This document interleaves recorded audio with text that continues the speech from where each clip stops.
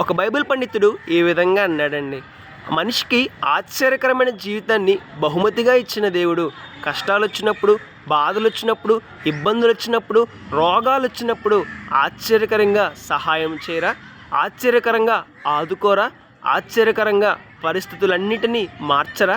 ఒకసారి ఆలోచన చేద్దామండి. మానవుడు కలిగి ఉన్న జీవితం ఇంకెవ్వరికీ లేదు. అంత శ్రేష్టమైనది, అంత విలువైనది మానవుడు కలిగి ఉన్న జీవితం. ఆ విలువైన జీవితాన్ని మానవుడు ఎలా పొందుకున్నాడు? దేవుని ద్వారా బహుమతిగా పొందుకున్నాడు. మరి ఆశ్చర్యకరమైన జీవితాన్ని బహుమతిగా మానవుడికి ఇచ్చిన దేవుడు ఆ మానవుడు కలిగిన కష్టాలు, బాధలు, ఇబ్బందుల్లో ఆశ్చర్యకరంగా సహాయం చేయరా?